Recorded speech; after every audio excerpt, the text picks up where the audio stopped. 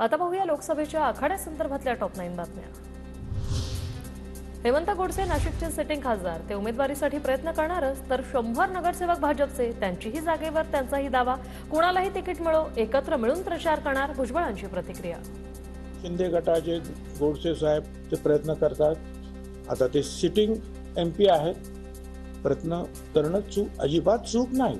फक्त एवढंच सांगतो, ज्याला कोणाला तिकीट मिळेल त्याचं काम आम्ही सगळे मिळून झटून करू। सूर्य चंद्र आहे तोपर्यंत कोणी मायचा लाल संविधान बदलू शकत नाही। विरोधकांकडून संविधान बदलणार असल्याची बेताल वक्तव्य। अजित पवारांचं नाव न घेता शरद पवारांवर निशाणा। सूर्य आणि चंद्र आहेत तोपर्यंत घटनेचे शिल्पकार डॉक्टर बाबासाहेब आंबेडकरांनी दिलेले संविधान कोणी मायचा लाल बदलू शकत नाही। निव्वळ दिशाभूल चाललेली। महादेव जानकरांसाठी राजेश विटेकरला थांबायला सांगितलं। 6 महिन्यात राजेशला विधिमंडळाचा सदस्य करणार। परभणीतील सभेत अजित पवारांचं आश्वासन। मी लोकसभा लढवेल असं वाटलं नव्हतं, मात्र पक्षाच्या आदेशानुसार निवडणूक लढवत आहे। परभणीतील सभेत पंकजा मुंडेंचं वक्तव्य।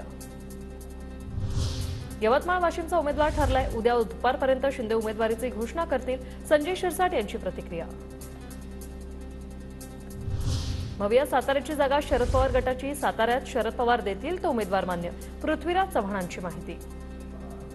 संघामध्ये सर्वात सक्षम उमेदवार कोण आहे ते ठरलं। त्यामध्ये आता जो काही निर्णय होईल तो जर सर्वमान्य निर्णय असेल तर तो मान्य होईल सगळं। मला जर त्यांनी आदेश दिला तर माझी लढाईची तयारी आहे, पण हे निर्णय हा सगळा शरदचंद्रजी पवार यांचा निर्णय आहे। तर माझी जनतेत PhD झाली, जनतेकडून मला PhDचं प्रमाणपत्र मिळाले। धंगेकरांची ट्रोलिंगवर प्रतिक्रिया। 8वी पास पुण्याचा अशिक्षित उमेदवार असं भाजपकडून ट्रोल झालेल्या धंगेकरांचं सडेतोड उत्तर। पुणेकरांनी गेली 30 वर्षामध्ये मला पुणेकरांची PhD दिलेली आणि जनतेची नाळ माझ्याबरोबर जोडलेली। माझे शिक्षण आल्यामुळे तुम्ही त्यांचा पराभवाच्या दिशेने त्यांची चाललेली वाटचाल। शिक्षण महत्त्वाचं नाही तर काम महत्त्वाचं। अनेक नेत्यांचं शिक्षण कमी असून त्यांनी मोठी कामं केली। भुजबळांची धंगेकरांच्या ट्रोलिंगवर प्रतिक्रिया। आपण पाहिलेलं आहे की ज्यांचं शिक्षण अतिशय कमी आहे, पण अनेक पोस्ट ग्रॅज्युएट लोकांपेक्षा जे आहे त्यांनी क्रांती घडून आणली या महाराष्ट्रामध्ये। त्याच्यावर सगळं अवलंबून आहे। महाराष्ट्र सदन घोटाळा प्रकरणी भुजबळांसह निर्दोष मुक्त इतर आरोपींना उच्च न्यायालयाची नोटीस। 4 आठवड्यात भूमिका स्पष्ट करण्याचे निर्देश।